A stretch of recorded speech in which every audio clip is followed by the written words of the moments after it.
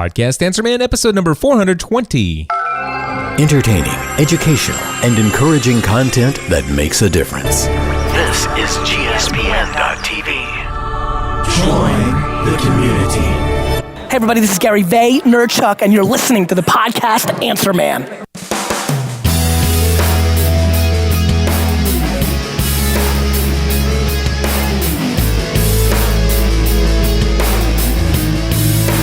Well, hello everyone, and welcome back to another episode of the Podcast Answer Man. My name is Cliff Ravenscraft, and this, my friends, is the podcast devoted to helping you take your message, your business, and your life to the next level. That's right, my friends. It does not matter if you are brand new to this online content creating world we live in, or if you've been creating content for many years. There's something we can all do to take everything we do in life to the next level. And well, my friends, one person who has been taking things to the next level for the past year has been my good friend Mike Wendland. Now, he has a podcast called the Road Trekking Podcast. It's an RV podcast for people who are on the go and like to travel around using motorhomes. I was delighted this past week. In fact, this week's episode is completely different than what I had planned because of an email that I received from Mike. And I just want to read it to you real quickly here. He wrote, "Hey Cliff, I've bought your equipment package over at podcastanswerman.com/equipment. By the way, I added that in there. Anyway, I've worked through many of your online tutorials that you have both given away for free and for sale. I've also listened to most, if not all, of your Podcast Answer Man episodes. And my friends, as you know, that's a lot of Podcast Answer Man episodes. Anyway, he says, I also follow your Pursuing a Balanced Life podcast, and I wanted to write and let you know that my road trekking, the RV podcast, just hit the 1 million download mark on Libsyn. This happened in just over 10 months. As you know, very, very few podcasts ever reach that level, and for those that do, it usually takes many years to accomplish. Our doing it in 10 months is a major milestone. In addition, the podcast is sold out in sponsorships. I now have 4 major sponsors, all committed to a 1-year program. I have 2 other sponsors who are on a waiting list if and when other sponsorship opportunities open up. This all came from following of your advice, my passion, delivering weekly consistent content of high production quality that is useful to my audience. Although I am now earning a full-time income from this show, it is a labor of love, and I would do it even if I didn't make a cent. I truly enjoy putting every episode together, and it is such a joy as we travel around the country to find people who follow the show and come up and introduce themselves to us. I feel your tutelage is a major reason for the success. Thanks for all you do in making this happen." Well, my friends, as you can imagine, I was very delighted to receive this email. In fact, I'm quite blessed to get emails from folks who tell me all kinds of wonderful things. And every now and then, I just feel led to say, you know what, this is a story that I want to make sure that people hear about. And so, again, this week's episode, completely different than what I had intended to do. However, I feel in my heart that I needed to have Mike come onto the show and share what has he been doing in the past 10 months that his podcast that he just started just over 10 months ago has already received over 1 million downloads. And not only that, but is also providing a full-time income for him. So I asked Mike if he'd be willing to come onto the podcast and share a list of things that he's learned that has helped lead to his success and being able to accomplish what he has accomplished. And, well, he agreed to come onto the show, and my friends, that is exactly what he's going to do. We're going to talk about what his show is, how he got it started, why he creates the podcast, what other things he's got going on as he's been traveling around the country, and then he's going to share with us his list of 10 things that I believe are right in line with the things that I've been teaching you guys all along, and I think hearing it from someone else and how they're applying it out in the field is just exactly what we needed to share this week. And so I'm looking forward to playing that for you in just a moment. But before we jump right into the interview, I do want to share with you real quick another announcement here about my next upcoming Podcasting A to Z course. That's right. This will be my 22nd session of Podcasting A to Z. And there are a couple things that you need to know if you've been on the fence about taking my course. First thing I want to let you know is that this is the final session for 2015. So if you're looking to get my assistance and work with me as your personal coach for 4 weeks before the end of this year, this is the final opportunity. That next session does start on Monday, October 26th. The second thing is if you've been waiting around to sign up for Podcasting A to Z for quite some time, I want to let you know that the price is going up in 2016. Right now, the price is $19.99, and the price starting January 1st will be $29.99. So you can save $1,000 if you take the course this October compared to any time that I offer it in 2016. So wanted to make sure that I let you guys know that. Again, I am a couple days behind on sharing that information with my mailing list. I have not yet sent a single email to my mailing list letting them know about the price change. My assumption is that we're going to see the spots for this class fill very quickly. In fact, so far, I've only mentioned this price increase in 2 places, and that is in the past 2 episodes of Podcast Answer Man, and there are already, as I'm recording this, 8 people are already registered, and there will only be 30 spots available in this next session. So if you want to get in, I would love the opportunity to be your personal coach for 4 weeks in my next session of Podcasting A to Z. Please head over to podcastingatoz.com for more information. And if you do have any questions after you go to Podcasting A to Z, feel free to email me those questions at cliff@podcastanswerman.com. And with that, my friends, here is some extremely valuable insights from a man who built a podcast and 10 months later has already had well over 1 million downloads.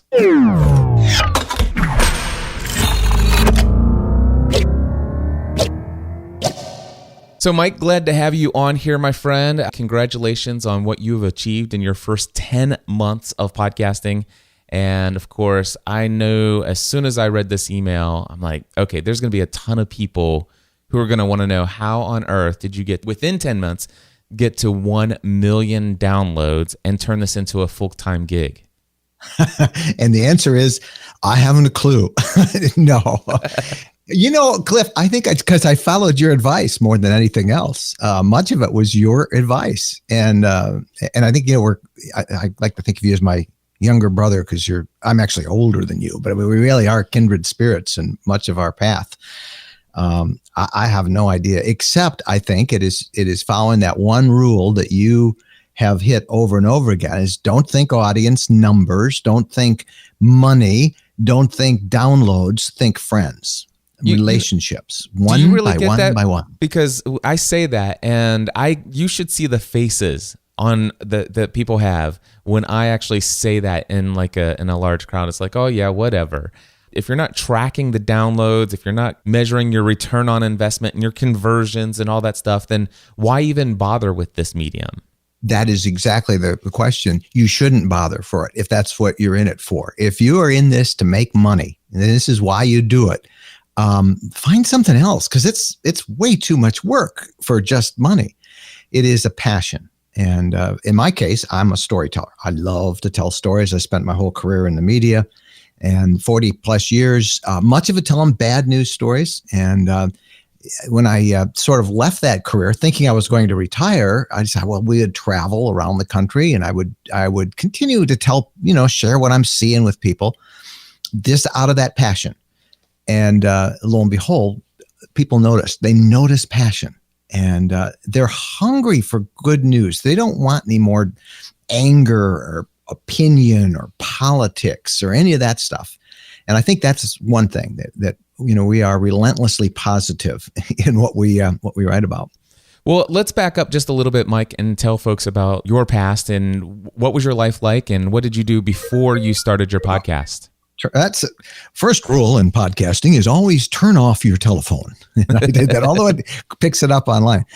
Well, 40 years in the media, most of it as an investigative reporter. And over the last 25 years or so, I ended up specializing in a lot of computer assisted reporting. Along with that, I started an NBC piece I do every week, still do it, and do it, all just like I do podcasting from wherever we are on technology and apps. But much of that career was spent telling bad news stories. I was an investigative reporter. My specialty was the mob, things like the Jimmy Hoffa disappearance, the rise of crack cocaine around the country. So I was all over the world reporting, and it burned me out, got very cynical. I've always liked gadgets and technology. And so when computer assisted reporting came in, which is kind of like gathering large databases and then comparing, say you get a list of school bus drivers and you get a list of people who did felonies. Then you match those things and you say, hey, 21% of all school bus drivers in this district had a felony. So it really helps. But I enjoyed that process of computers. And then I left the media and I just wanted to go see those places that I would use as a backdrop for a stand-up, perhaps on TV. And that's how I started really to do the podcast.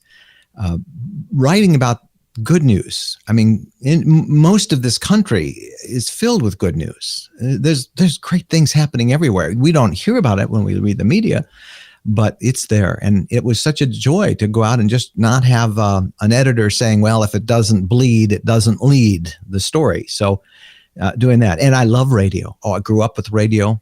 When I was a kid, I had an illegal radio station at the age of 12, and I transmitted in my neighborhood.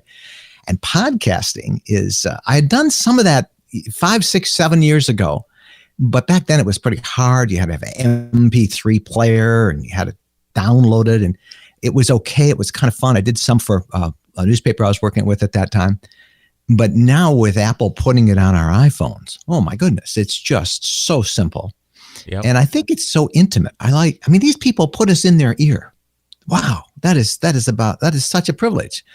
So that's kind of how I got here. And I actually am doing 3 podcasts now, but this one, the road trekking one, is the one that has just surprised me and that has taken off so fast. So tell us about road trekking. What is the podcast? Who's the target audience, and why did you start it? I started it because I was traveling the country in a small motorhome with my wife, and I wanted to just share what we saw and what we were seeing. And I love to take photos. I like doing video. I like editing, all that stuff. So, I would do that for myself, my own passion first. But the target, as I did that, people would start to share it. I'd send it to a friend of mine, or maybe we would meet somebody out on the road someplace, and I'd say, hey, I'm doing a blog, and they would see it and they'd send it to a friend. And I realized, wow, there's people seem to be really interested in this. And so that was the start. The target audience was initially people who had a small motorhome, an RV like ours.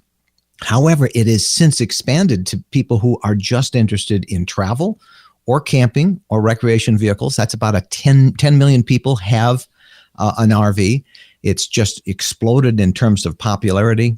My target audience skews a lot older than most podcast audiences. And therein lies a great opportunity for any podcaster, by the way, because everybody ignores people over 50. Well, the average RV is owned by somebody who's probably 50, 55, and they have more disposable money than any other demographic, although that's not my motive, but it's an important thing for advertisers. And then they're also this generation, the baby boomers who are now retiring, at the rate of something like 10,000 a day. They are the most active, mobile, affluent group that's ever retired. So they're interested in going out and doing all those things on the bucket list. And that's my target. People who are out there who want to be active, want to go see things and do things and meet interesting people. And I've just worked hard at developing relationships with them, and it's just grown and grown. And once you hit a certain number, it just seems to be exponential. It just explodes. Give me some examples of what some of the topics might be for the road trekking podcast. I'm doing one tomorrow, and tomorrow I was at a big RV show in, where was I? Yeah, Hershey, Pennsylvania, the sweetest town in America. I ended up doing a story about that too. But, and I met, people just kept coming up to us who listened to the podcast, meeting Jennifer, my wife, and We had people who said, I recognized your voice, and they'd come up. And I mean, really, we could hardly walk through this huge, largest RV show in North America. So I interviewed a lot of people from that. And I asked them, what is it about this lifestyle that most appeals to you? And I strung together a bunch of interviews with them on my Roland, a little portable thing that I got from Cliff Ravenscraft. And I'll run that. Last week, I did one on what's called snowbirding, the great migration of the snowbirds, people who leave northern climates for the south. What's involved in that? If you want to spend the winter in Florida or Arizona. I've done stuff on solo travelers. A lot of women, a surprisingly number of women all by themselves are traveling this country. How do you know you're safe? What do you do to be safe? It's millions of topics. And I do mine a little bit different. Most podcasts, it seems, is somebody just offering their opinion and maybe interviewing somebody. And that's it. And that's great if you have a lot of expertise in a subject, but so many podcasts out there, they don't know anything what they're talking about. They just want to give their opinion. I end up doing it kind of almost like an audio magazine. We have a different segment with tips, a destination, a bucket list destination of the week, technology tips for people who travel. And then there's always an interview with somebody that we pick.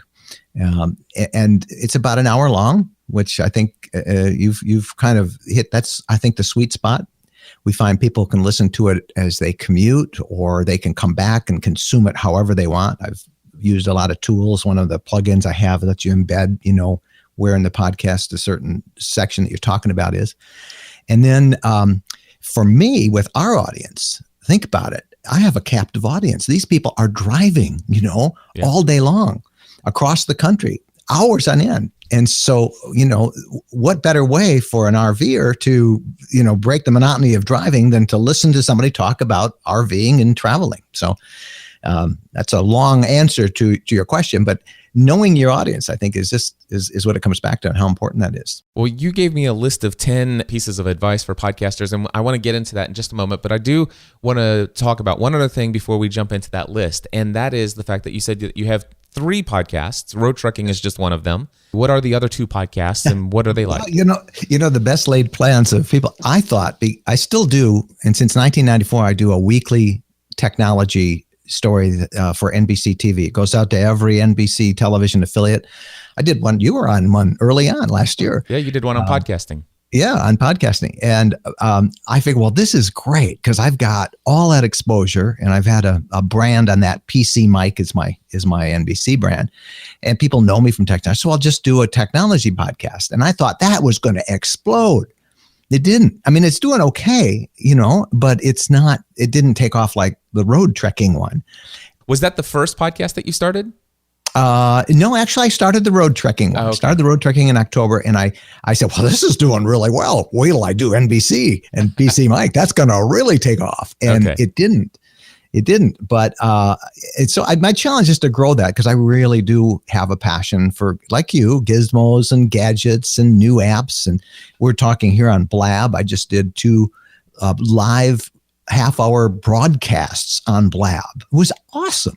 Yeah. And I'm walking around with just my laptop. I just did it on my laptop, just the laptop and a data card. And I walked all over this RV show, and it was great, the quality. But yeah, I digress. It's cool technology, but that did not, that has not taken off. I need to spend more time on it to develop it, but that's just a labor of love. Let's go ahead and talk about the third one. And then I want to ask you a question about something you just said. So go ahead. And what's the third podcast? The third one is the same, almost to the day. You and I started an emphasis on fitness and health. I have lost about 45 pounds, and I started a podcast. Do you remember Morgan, I can't remember his last name, the guy who did this Super Size Me thing about McDonald's, the guy who lived on McDonald's for 90 days. That's all he ate, and he got so sick. Yeah. Is it Spurlock? Morgan Spurlock, that's his name. Okay. And I got to wondering what would happen if you just ate good food and exercised. And so I began I called this Super Healthy Me. And I was going to just kind of document my progress on it. And it was strictly for me, but hoping that I could find some other people who were going through the same thing. We could encourage each other. We could share it. And that was fun, but it never developed an audience because I this road trekking became so big and so consuming. I want to get back to that. One, it's a great accountability tool. Because if you have to weigh yourself every week and divulge it to your audience, you're going to be sticking to your program. So I'd like to develop all of that.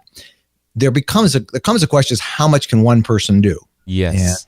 And so now my challenge is to work smarter and more efficiently, and still develop these other two podcasts. That's the question I have for you. You've got this one podcast that is, from what you had told me, you have sold out sponsorships. I have a waiting list of people who want to advertise on it. I'm at the point now where I think I'd like to get rid of a couple of it because there's just too much advertising. 4 of them. I have 4. Oh, wow. So you think that if you're more efficient with your time, you believe that you can maybe increase the success of 1 or 2 of these other shows to bring them to the level of where they're generating as much income? Or do you think that there's something about focusing on this one community that would love to have even more, or expanding its potential reach and effectiveness in that community? Well, that's a great question. I'm not, and this sounds so easy to say now that I've got people actually who have sponsored it, but I'm not in it for the money. I really don't care a whole lot about the money. I mean, it helps to pay the bills and to have your income supplemented, but this road trekking, this RV lifestyle,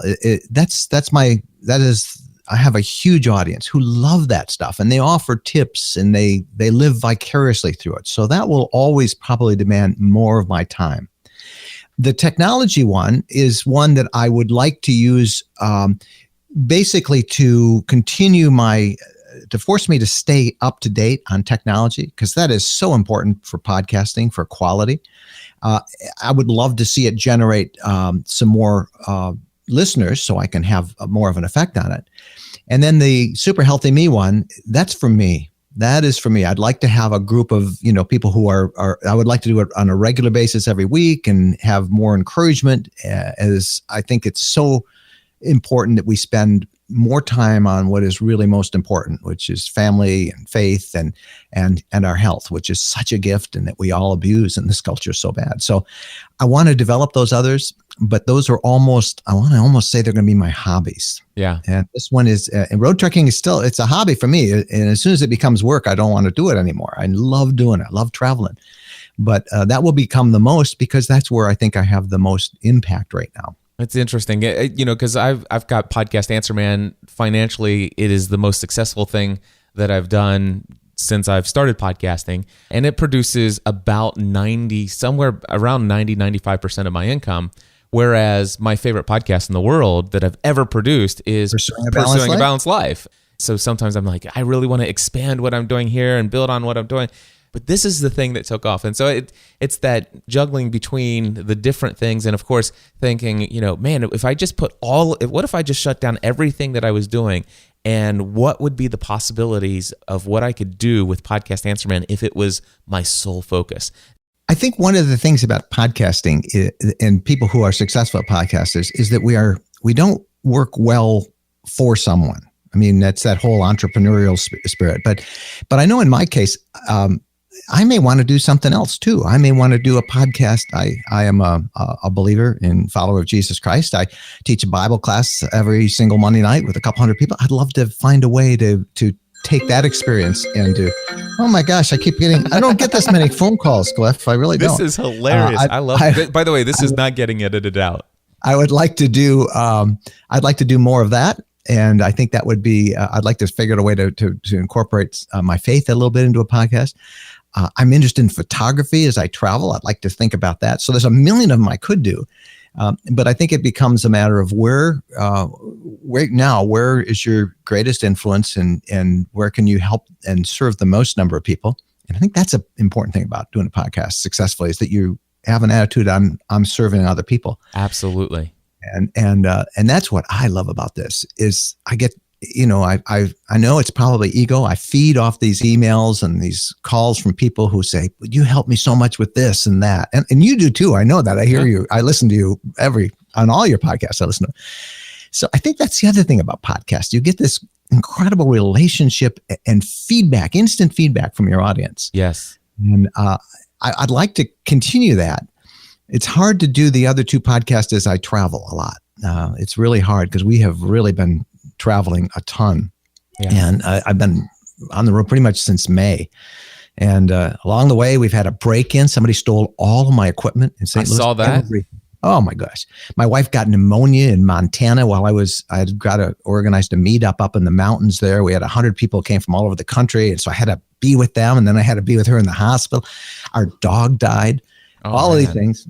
But it's still a great life, and the adventures that we can share. Yeah. So that will always be number one. I would like to develop the other two. Awesome. I need a mastermind group. That's probably the next thing. So. Yeah, yes. I'd love to bring out these 10 tips that you've developed from your experience over the past year. Let's go ahead and jump into them. Do you have the numbered list that you sent me in front of you? I do. So let's just go ahead and start with number one. Don't focus on making money. Because it becomes really obvious to anybody who's listening that that's what you're in it for. So if that's what you're in it for, people don't want to, they're not going to have a relationship with you. Focus instead on making friends. And I don't think you should think of your audience per se. Think about individuals. Yes. And I think that the mark of all of the successful podcasts that I listen to, the people who run them are first, they share, they teach, they give stuff away, they help, they serve, they try to connect people. They're passionate about it. And I think that that's really important. Number two, I have, and this I just have learned from all my years in media, that content always has been, always will be the king. And that you need to have fresh content, and that the podcast should be the highlight of the week for everybody, for you especially, and your audience, but have fresh content on the blog that keeps them back and connected with each other and with you. Three, I think this building relationships is so important. And that is the first way to do that. The easiest way is you answer every single email you get. Nothing is more frustrating to people than to send an email and have no one even acknowledge it. I think I learned that from you as well, a service called Text Expander. Yep. Wow, it's just great because most of the answers that people ask, the questions are the same. You can build templates around it. It only takes you a couple of seconds to answer them. So I do that. I am a huge believer, at least in the people who listen to our podcast, with Facebook. It is where we have an ongoing 24/7 conversation in our group. It's a closed group. That's another thing I would suggest to people. It's very important to have some control over it. In the group, we have about 6,000. I approve everybody individually. I've got some help with that with moderators, but so you have people that are constantly asking questions or offering suggestions, and I read them all. I try to interact with them all, to share photos, tell people what I'm doing, where I am, and not just promote my latest episode or blog post. I think 4, you need to make it really easy for people to know what's going on and to navigate around. So a good show notes page is important for that.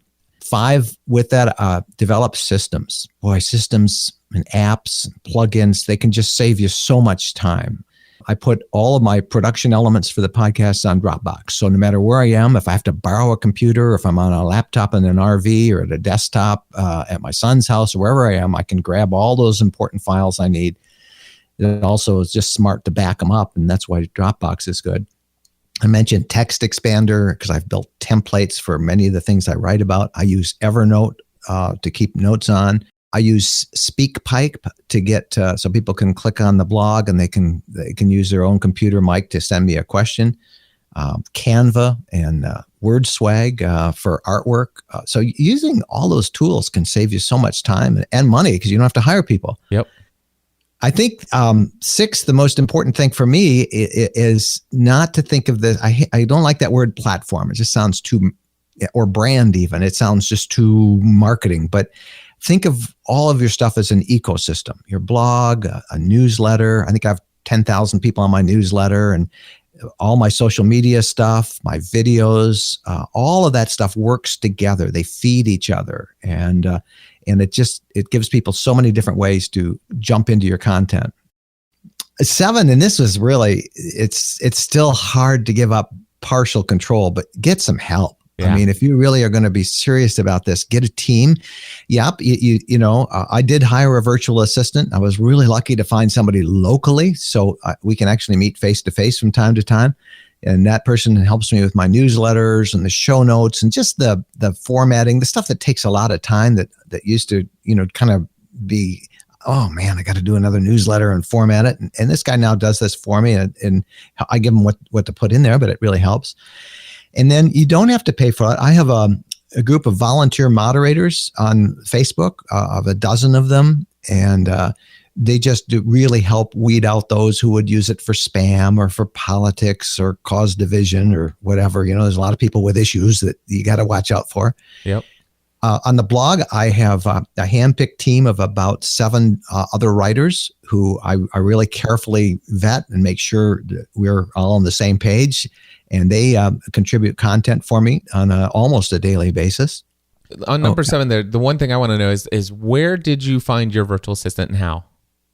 Oh man, that's a great one. I did. I looked overseas. I talked to a couple of local companies, and some of the domestic companies. They were very expensive. I went to Fiverr and I went to Elance, and I wrote up a description of what I wanted. And I decided I wanted somebody that was at least in the same country as I am, and preferably on the same time zone. And then I was surprised at the quality of the applicants I got. And in my case, much of it is editorial or content driven. So I had people who are working at daily newspapers or magazines and with great great attention. The mainstream media has gone through huge layoffs. There's a lot of talented people looking for work. And I found a local guy who worked at a major newspaper, worked at one of the big automobile companies in PR. And we met, developed a great relationship. And I use an online service called Slack to kind of manage him, and we contact with that. But I have used people overseas before, but you have to spend so much time training them. Yeah.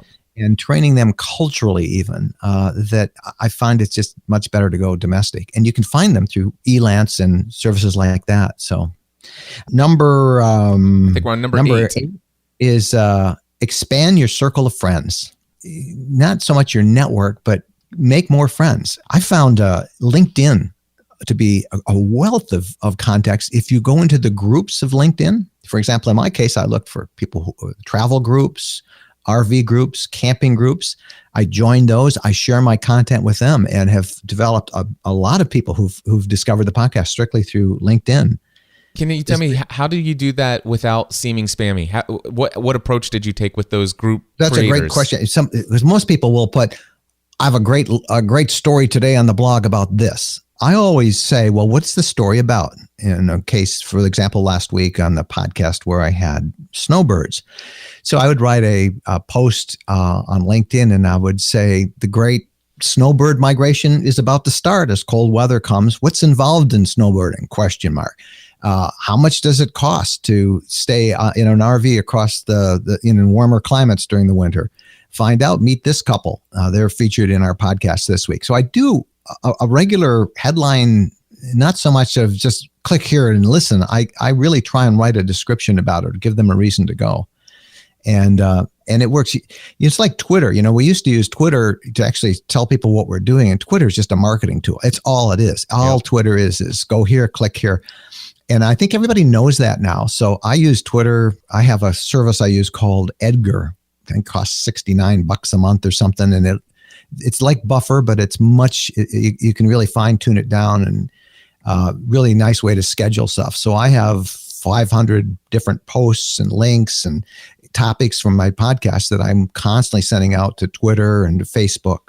And that really helps out, bring a lot of people, but being careful not to make them spammy. But let's face it, that's what LinkedIn is. That's what Twitter is. It's almost clickbait now, and you got to get them going.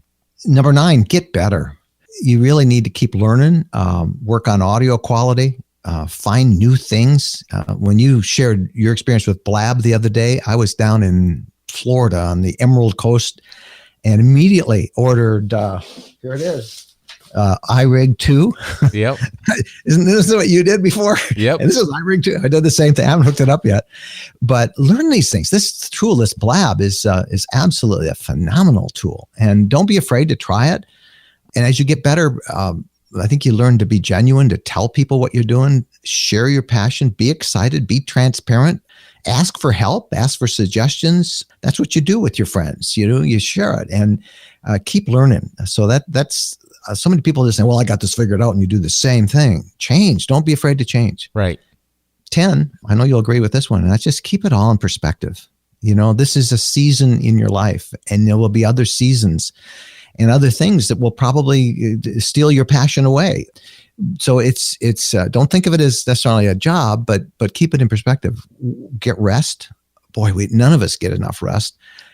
Take care of the most important off-screen relationships that you have with your creator, with your family. Balance your work. Balance is so important, your personal time and your work time. And don't be afraid to take a day off every now and then. And ask the people who are most important to you. If you're a little too intense on some of these things, where would you have I changed? Am I too focused on this? What advice would you give me? How am I doing? Because we get tunnel vision. We get so excited about what we're doing. And I mean, I can spend 14 hours a day doing this if I don't have some check. So keep it in perspective. This is just part of who you are. Awesome. Well, I'll tell you what, I will put this in the show notes, this list of 10 things that you've just shared with us. But folks, you can find that at podcastanswerman.com/420 for episode 420. Mike, where can people find you online, and specifically the Road Trekking podcast? It's roadtrekking.com, ROADTREKING. And I think that's another thing. Have one spot. That's my blog. And it's also where my podcasts are. And the other thing I should say is have them, I don't want to put more work on you, but go to Podcast Answer Man and just start looking at all the stuff that you have given away, Cliff, and you give freely to this community. And, I just recommended somebody take your A to Z course the other day. All the material that you have out there, you are my model on this, and that is sharing and giving and first serving. And the rest all comes. Yeah. The rest all comes. Well, I appreciate that. And Mike, I tell you, you have an inspirational story, your dedication to serving others, putting them first, not doing it just for the money, just following the passion and the desire to help others. These are the stories I love to share. And I'm so delighted by your success, not surprised by it at all, but delighted by it. And I hope to inspire and motivate and encourage some other folks out there in the community who are trying to find a way to make a difference in this world with the content that they create. And I thought your story was a great example of that. So thank you so much for coming on to Podcast Answer Man and telling us what you've learned over these past 10 months. Oh, thanks for having me. It really is the pinnacle of my career so far to be on the Podcast Answer Man. So thank you so much, Cliff. Podcast Answer Man.